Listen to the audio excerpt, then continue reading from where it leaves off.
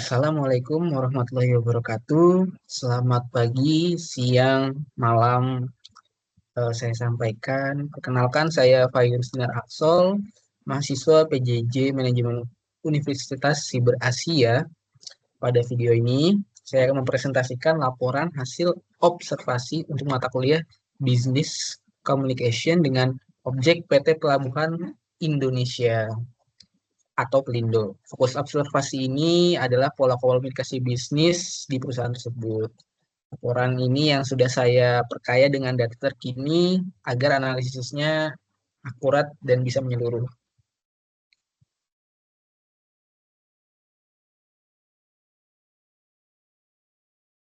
Presentasi ini akan mengalir dalam 6 bagian sesuai ketentuan. Yang pertama adalah profil singkat perusahaan, yang kedua ada struktur organisasi, lalu gambaran pola komunikasi, hasil analisa kesimpulan dan saran, serta ditutup dengan lampiran dokumentasi. Sebelum masuk ke profil, saya awali dengan metodologi observasi agar jelas bagaimana data ini saya kumpulkan. Observasi ini bersifat non-partisipan. Maksudnya adalah saya mengamati dari luar tanpa terlibat langsung dalam kegiatan perusahaan. Metodenya adalah studi dokumentasi atas data sekunder. Laporan ini resmi bisa didapat dari Pelindo, bagian strukturnya terdapat di website perusahaan serta dokumentasi kegiatan internal. Fokus saya ada dua hal, yaitu bagaimana Pelindo menyusun strukturnya dan bagaimana pola komunikasinya mengalir. Pendekatan ini saya pilih karena Perindo merupakan salah satu perusahaan yang besar berskala nasional sehingga data publiknya berlimpah dan kredibel bisa didapatkan dari secara open source dari internet. Uh, Lalu ada profil singkat perusahaan, yaitu Pelindo adalah BUMN kepelabuhan yang mempunyai titik paling penting pada 1 Oktober 2021, yaitu ketika 4 perusahaan Pelindo 1, 2, 3, dan 4 bergabung menjadi satu entitas dengan Pelindo 2 sebagai penerima penggabungan. Hasil merger ini menempatkan Pelindo sebagai operator terminal peti kemas terbesar ke-8 di dunia. Perannya sangat strategis. Hampir seluruh arus ekspor impor Indonesia melewati pelabuhan yang dikelola oleh Pelindo. Visinya itu menjadi pemimpin ekosistem maritim kelas dunia, dan sejak 2025, Pelindo berada di bawah holding investasi dan antara Indonesia yang dirangkum data profil singkat perusahaannya pada sebelah kanan, kartu sebelah kanan ini bisa dilihat. Selanjutnya, untuk memberi gambaran skala, inilah Pelindo dalam angka pada 2023. Tahun buku penuh terakhir yang datanya sudah diaudit. Pelindo adalah operator peti kemas terbesar ke-8 dunia seperti yang sudah saya sampaikan tadi, dan sepanjang 2023 melayani 17,7 juta teus peti kemas. Teus itu merupakan satuan peti kemas. Tumbuh 3%, tumbuh 3%, terus arus barangnya sebanyak 170 juta ton, naik 6%. Laba bersihnya menembus 4,01 triliun, arus kapalnya 1,28 miliar gross tonnage, dan arus penumpangnya sebanyak 18,1 juta orang, melonjak 20%. Angka-angka ini menegaskan bahwa objek observasi kita bukan perusahaan kecil, melainkan raksasa logistik nasional, sehingga tata kelola komunikasinya pun pasti kompleks. Selanjutnya, agar analisa komunikasi kita punya konteks, inilah jejak transformasi Pelindo. Pada 2021, terjadilah merger 4 BUMN. Lalu 2022 fokus ke standar SOP dan digitalisasi. Tahun selanjutnya melakukan kinerja yang cukup solid dengan laba 4 triliun. Lalu di tahun 2025 Pelindo masuk ke holding dan antara. Pada 2026 momentumnya berlanjut. Laba semester pertama itu sebesar 2,57 triliun, tumbuh sekitar 60%. Grafik di bawah menunjukkan laba semester 1 melonjak dari 0,61 triliun pada 2024 ke 1,6 triliun pada 2025 dan 2,57 triliun di 2026. Pertumbuhan sekonsisten ini hanya mungkin bila komunikasi internal dan penyampaian target, koordinasi, dan standarisasi jalan efektif. Inilah jembatan menuju pembahasan struktur dan pola komunikasi. Struktur Pelindo pasca merger itu memakai model strategic holding, berlapis tapi terspesialisasi. Lapisan teratas itu terdiri dari Dewan Komisari dan Direksi Holding, berperan sebagai strategic arsitek dan concession owner yang bertugas untuk menetapkan visi, strategi makro, dan tata kelola nasional. Di bawahnya ada 4 subholding sesuai klaster bisnis, lalu regional head yang membawahi regional 1 sampai 4 secara geografis. Paling ujung, unit operasional atau cabang pelabuhan yang mengeksekusi layanan teknis harian. Bentuk piramida yang menyempit ini penting, makin ke bawah itu makin operasional, dan justru disinilah tantangan komunikasi muncul, memastikan pesan strategis dari atas tidak melenceng saat sampai di cabang terjauh atau cabang terbawah yang operasional tadi. Lalu terdapat 4 subholding Pelindo. 4 subholding ini membagi bisnis Pelindo per klaster. SPTP, Pelindo Terminal, Peti Kemas, Pelindo. 4 subholding ini membagi bisnis Pelindo per klaster. Yang pertama ada SPTP atau Pelindo Terminal Peti Kemas, yaitu bisnis yang mengelola sekitar 32 terminal, 15 cabang dan 7 anak usaha. Lalu yang kedua ada SPMT, yaitu multi terminal, menangani non peti kemas, kargo umum, curah kering dan cair. Lalu ada SPJM atau jasa maritim, yaitu mengurus layanan marinir, mengurus layanan seputar kemaritiman seperti membantu pemanduan dan penundaan kapal serta peralatan pelabuhan. Lalu yang terakhir ada SPSL, yaitu solusi logistik yang menghubungkan pelabuhan dengan rantai pasok darat atau hinterland. Bagian ini menciptakan komunikasi horizontal yang intens antar subholding yang akan kita bahas nanti.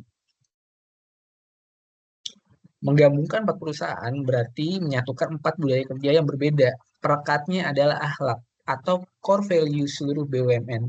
Yang akhlak itu merupakan akronim dari amanah, kompeten, harmonis, loyal, adaptif, dan kolaboratif. Nilai-nilai ini bukan sekedar slogan, ia menjadi bahasa bersama dan pedoman perilaku komunikasi lintas regional. Namun seperti yang akan kita lihat di bagian analisa, menanamkan nilai bersama pada puluhan ribu karyawan dari 4 kultur lama bukan pekerjaan mudah. Inilah tantangan silo breaking. Karena Pelindo tersebar dari Sabang sampai Merauke dengan puluhan ribu karyawan, pola komunikasinya multidimensi. Ada 4 arah utama. Komunikasi ke bawah atau downward, yaitu merupakan komunikasi seputar instruksi kebijakan dan target dari holding turun ke cabang. Ke atas atau upward, yaitu bisa berupa sebagai laporan dan aspirasi karyawan untuk ke manajemen. Horizontal dan diagonal itu bisa berupa koordinasi antar direktorat dan antar subholding, lintas fungsi maupun lintas level, dan yang terakhir eksternal, relasi dengan pemangku kepentingan seperti pemerintah, mitra, dan pengguna jasa. 4 arah ini adalah kerangka teori komunikasi 2 slide berikutnya yang memperlihatkan saluran konkret yang dipakai Pelindo untuk masing-masing arah. Untuk komunikasi formal ke bawah, Pelindo menggunakan nota dinas elektronik dan surat edaran, town hall meeting rutin bersama direksi, serta portal internet human capital dan cascade target KPI berjenjang dari holding ke subholding hingga ke cabang. Tujuannya memastikan standar SOP. Sebaliknya, komunikasi ke atas difasilitasi lewat laporan kinerja berkala, survei keterikatan karyawan, whistleblowing system bersama yang bernama Pelindo Bersih, yang terintegrasi dengan KPK, serta dialog melalui Serikat Pekerja Pelindo. Kombinasi ini menunjukkan Pelindo membuka jalur 2 arah, bukan sekedar memerintah dari atas, tapi juga mendengarkan dari bawah.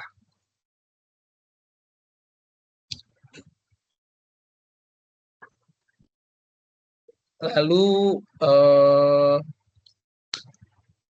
Komunikasi horizontal dan diagonal terjadi intensif antar direktorat dan antar subholding yang difasilitasi oleh aplikasi seperti Microsoft Teams dan sistem ERP terpusat. Yang paling strategis adalah komunikasi eksternal government to business, terutama lewat NLE atau National Logistic Ecosystem yang terintegrasi sistem kepabeanannya juga untuk mempercepat perizinan ekspor impor. Izinkan juga saya menambahkan perspektif lapangan Pelabuhan Tanjung Priok yang dikelola Pelindo adalah gerbang impor ekspor terbesar nasional. Dan disinilah komunikasi eksternal Pelindo bertemu langsung dengan ekosistem kepabeanan atau bea cukai melalui NLE. Integrasi antar instansi inilah yang memangkas waktu perizinan, menurunkan port stay, dan menekan biaya logistik. Contoh konkret komunikasi bisnis lintas organisasi yang benar-benar berdampak nyata. Lalu, agar analisa ini kuat dan bukan sekedar teori, saya lengkapi dengan bukti nyata dari sumber yang kredibel, dipetakan keempat arah komunikasi tadi. Komunikasi ke bawah itu terlihat dari Town Hall Meeting Group pada tahun 2026 yang bertema One Vision, One Execution, One Success, di mana direksi menyampaikan arahan strategis langsung ke seluruh insan. Komunikasi ke atas diwujudkan lewat whistleblowing system, lalu komunikasi horizontal dan sistem tampak dari digitalisasi PTOS Strip M, Finisi, dan TOS Nusantara yang menyatukan operasi antar terminal. Dan komunikasi eksternal terlihat dari NLE untuk integrasi kepabeanan serta forum kehumasan regional 4. Semua contoh ini bersumber dari situs resmi Pelindo dan media kredibel yang daftarnya saya cantumkan di slide referensi. Hasil analisa dari pengamatan saya menemukan 3 hal krusial. Pertama, tantangan silo breaking, yaitu menggabungkan 4 perusahaan berarti meleburkan 4 budaya.